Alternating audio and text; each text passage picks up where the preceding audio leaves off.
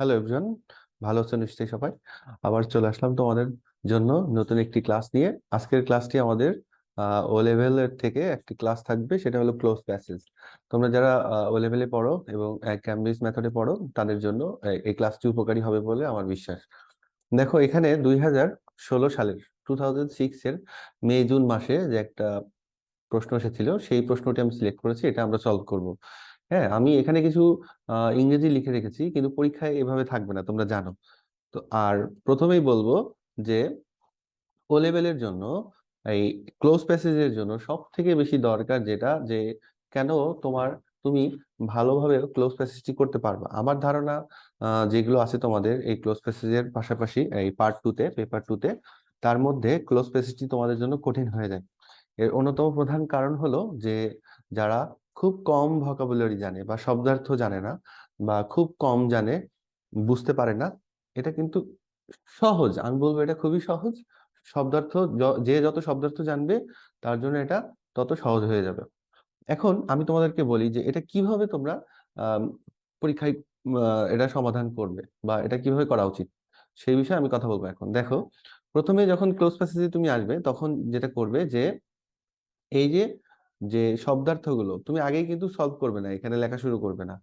প্রথমে যেটা করবে, এখানে যে মিনিং গুলো থাকবে, এখানে দেখো এখানে 15টি আছে, তোমার দরকার হবে কয়টি? তোমার দরকার হবে 10টি। এই 10টি তোমাকে খুঁজে বের করে করে যথার্থ যে এখানে প্রপার যেগুলো আছে এক্সাক্ট সেই ফিল ইন দ্য গ্যাপসে বসাতে হবে।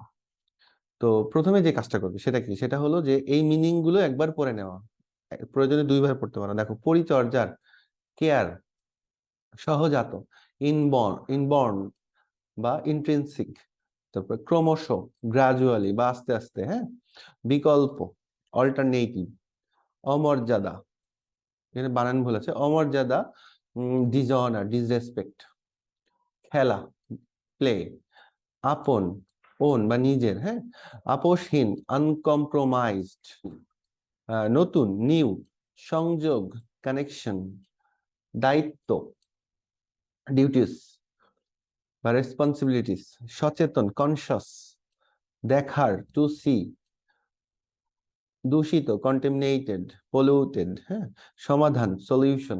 এগুলো আমরা মিনিং গুলো জেনে নিলাম। তো তোমরা প্রথমে এই কাজটা করবে যে মিনিং কি কি আছে এর মধ্যে, মিনিং গুলো তোমরা জানবে। এখন দেখো, এটা আরো কিছু টেকনিক আছে যেগুলো আমি তোমাদেরকে দেখাবো যে কিভাবে এটা করতে হয়। প্রথমে দেখো, প্রথম বাক্যের মধ্যে অনেকাংশে কিন্তু যে এটা মূলত কোন সাবজেক্টে উপরে এটা লেখা, এর সাবজেক্ট টপিকটা কি, এই টপিকটা আমরা বুঝে নিব। যে বাংলা পৃথিবীর এক বৃহত্তম জনগোষ্ঠীর মাতৃভাষা, মানে বাংলা ভাষা নিয়ে এটা বোঝাই যাচ্ছে। এই ভাষা রক্ষার জন্য দেশ দীর্ঘ লড়াই, এমনকি মৃত্যু পর্যন্ত বরণ করেছে বাংলার বীর সন্তানেরা। দেখো এখানে কিন্তু তোমরা 1952 সালের 1952, তখন আহ অনেকে ভাষার জন্য, ভাষার মর্যাদা রক্ষার জন্য জীবন দিয়েছিল। সেটাই এখানে ইঙ্গিত করতেছে যে দীর্ঘ লড়াই, এমনকি মৃত্যু পর্যন্ত, তার মানে ওই যে ভাষা শহীদদের কথা বলতেছে এখানে। মৃত্যু পর্যন্ত বরণ করেছে বাংলার বীর সন্তানেরা, এই যে এখানে শেষ হলো। এখন দেখো, এই ভাষা রক্ষার জন্য, এখান থেকে শুরু হলো, এই ভাষা রক্ষার জন্য দেশ দীর্ঘ লড়াই। দেশ দীর্ঘ লড়াই, এটা আসলে প্রথম দেখো বোঝা একটু কঠিন হয়ে যাচ্ছে, তো আমরা একটু মিলিয়ে মিলিয়ে দেখতে পারি। দেখো যে এই ভাষা রক্ষার জন্য পরিচর্যার মেলে না, সহজাত মেলে না, ক্রমশ মেলে না, অল্টারনেটিভ বিকল্প মেলে না, অমর্যাদা মেলে না, কি মেলে সেটা কিন্তু আমাদেরকে খুঁজে বের করতে হবে, যে এটার সাথে মিলিয়ে এখানে রাখতে হবে। তো এটা একটু কঠিন মনে হচ্ছে, হ্যাঁ, তো আমরা এটা ফাঁকা রাখবো, ফাঁকা রেখে চলে যাই পরবর্তীতে। পৃথিবীর আর কোথাও এমন নজির নাই, মানে নজির মানে এক্সাম্পল নাই। আচ্ছা, আগে যে ফাঁকা রাখলাম এই কথার অর্থ কি? তার মানে হলো এটা কিন্তু একটা টেকনিক, যে তুমি সব একসাথে পেরে যাবে এরকম, এরকম হবে তেমন না, দু একটা এরকম বেঁধে যাবে, তুমি ফাঁকা ফাঁকা রেখে চলে যাবে। তো প্রথমে আমি মনে করলাম যে এটা আমার কাছে কঠিন লাগছে, আমি এটা রেখে চলে যাব।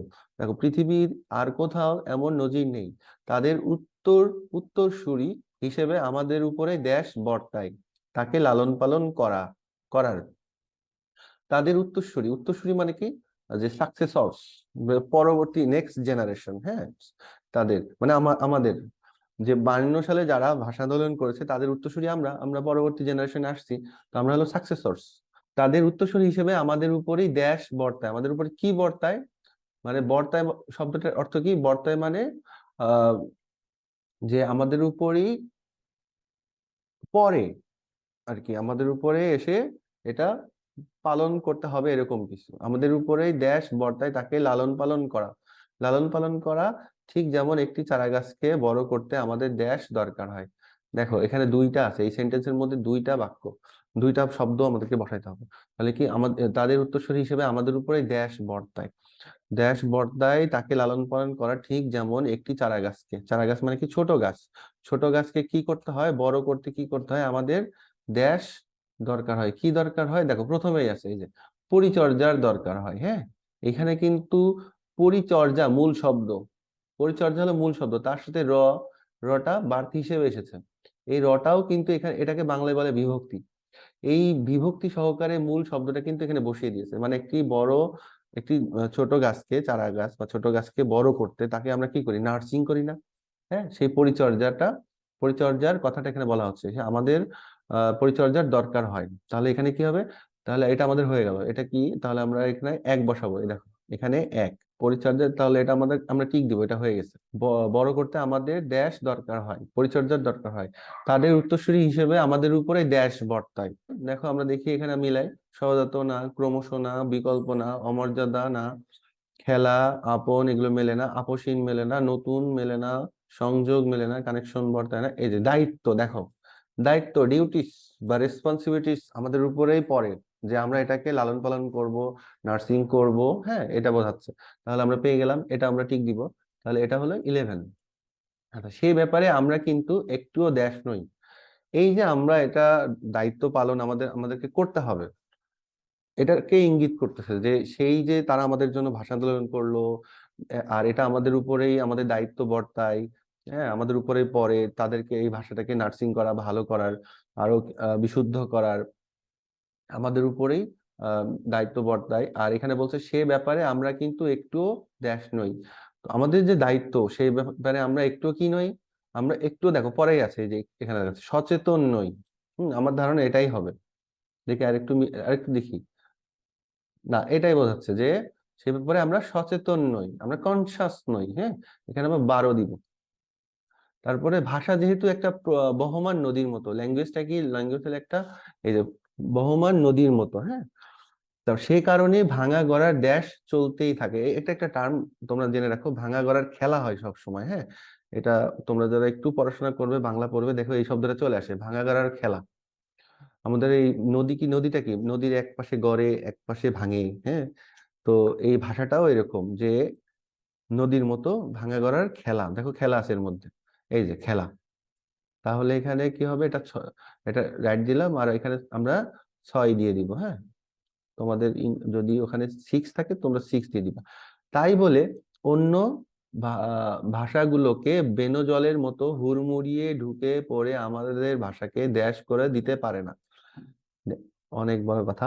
আচ্ছা, আমরা একটু একটু বুঝি। দেখো, তাই বলে অন্য ভাষাগুলোকে বেনজলের মতো, বেনজলকে একটু বুঝতে হবে তোমাদেরকে। বেনজল আসলে এখানে বন্যার জলকে বোঝাচ্ছে, ফ্লাড ওয়াটার। যখন ফ্লাড হয়, বন্যা হয়, দেখবা অনেক ওয়াটার চলে আসে, তো ওই সময় কি হয়? পানিটা দূষিত হয়ে যায় না? দূষিত হয়ে ওই জলটা কি হয়? ওই জলটা কিন্তু ভালো হয় না। হুম, ফ্লাড ওয়াটারটাকেও কোনো কাজে ইউজ করতে পারে না। তাই বলে অন্য ভাষাগুলোকে বেনজলের মতো, এই যে বন্যার জলের মতো, ফ্লাড ওয়াটারের মতো হুড়মুড়িয়ে ঢুকে পড়ে আমাদের ভাষাকে ড্যাশ করে দিতে পারে না। বেনজল কি করে? বন্যার জলটা দূষিত করে, পলিউটেড করে। দেখো এর মধ্যে আছে, করেছি, এই যে দূষিত। এটা হবে, বোঝা যাচ্ছে। তাহলে এখানে আমরা 14 দিব। 14 বা বা বা 14 দিলে। আচ্ছা, আমরা ভাবি মাতৃভাষা তো দেশ ব্যাপার, তাই আমাদের কোনো খেয়াল রাখার দরকার নাই। মাতৃভাষা তো কি ব্যাপার? মাতৃভাষা, এখন তুমি দেখো এখানে মিলিয়ে দেখো যে কি হতে পারে এখানে। এই এই যে 1 2 3 4 5টা কিন্তু আমরা করে ফেলেছি। আর কি কি হতে পারে আমরা মেলাবো।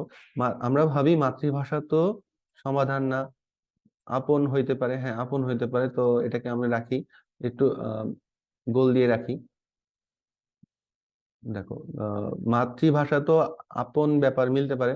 আপসীন না, নতুন ব্যাপার না, সংযোগ না, অমর্যাদা না, বিকল্প না, ক্রমশ না, সহজাত। সহজাত তো আসতে পারে। তাহলে এই যে 2 আর 7-এর মধ্যে যে কোনো একটা হবে। এখন কোনটা হবে আমরা একটু রাখতে পারি এখানে, কারণ দুইটাই কিন্তু কাছাকাছি। হুম, তো আমরা একটু রাখতে পারি, পরেরটাই চলে যায়। দেখো, অবধারিত অবধারিত ভাবে, অবধারিত মানে কি, যেটা কনফার্মলি যেটা হবেই, সেটা হলো অবধারিত ভাবে আমরা নিজেদের অজান্তে, এখানে অজান্তে বোঝা যাচ্ছে না, অজান্তে মানে যেটা আমরা জানি না, পরম যত্নে ড্যাশ করে নিই ভিন্ন ভাষাগুলোকে। আমরা আসলে কি, বর্তমান যে যুগ, যে এইজ চলতেছে, এই এইজে বা এই সময়ে আমরা কি আমাদের নিজের অজান্তে, বা আমরা হয়তো নিজেও জানি না, যেমন এখানে যদি ব্যাখ্যা করি, সেটা হলো কারণ আমরা হিন্দি ভাষা দেখি, আমরা হিন্দি মুভি দেখি, ইংলিশ মুভি দেখি, তো এইসব এর মাধ্যমে কিন্তু আমরা আরো অনেক ভাবেই কি আমরা প্রভাবিত হই, ইনফ্লুয়েন্সড হয়ে খুব দারুণ ভাবে ড্যাশ করে নিই ভিন্ন ভাষাগুলোকে। যে আমাদের কথা বলার মাঝে অন্য কথা চলে আসে, অন্য ভাষার কথা চলে আসে, আমরা সহজভাবে এগুলো ইউজ করি, সেটাই বলতেছে। তাহলে পরম যত্নে কি করা হয়, পরম যত্নে মানুষকে কোনো কিছু বা মানুষকে আপন করে নেওয়া হয়। তো আপন শব্দটা দেখো এর মধ্যে আছে, এই যে আপন এখনই চলে আসছে। তার মানে এটা কিন্তু আমরা বুঝে গেলাম যে 7 নম্বর, এই যে আগেরটাই যেটা আমরা রেখে আসছিলাম, মাতৃভাষা তো দেশ ব্যাপার, তাহলে ওটা হবে 2 নম্বর। হ্যাঁ, 2 নম্বর আমরা এখানে লিখে নিব, 2 বা 2 নম্বর। আর এখানে অবধারিত ভাবে আমরা পরম যত্নে আপন করে নিই, তাহলে এখানে আসবে, এটাও হয়ে যাবে, এটা আসবে 7 বা 7। আচ্ছা, তারপরে দেখি, তাই এই যে এখান থেকে, এর ফলস্বরূপ পদে পদে দেখতে পাই নিজের ভাষার দেশ ও বিপন্নতা। খেয়াল করো, বিপন্ন জিনিসটা কি? বিপন্ন জিনিসটা হলো যেটা হারিয়ে যাচ্ছে, বিলুপ্ত হয়ে যাচ্ছে। হ্যাঁ, এটা কি কি কি বলে ইংলিশে,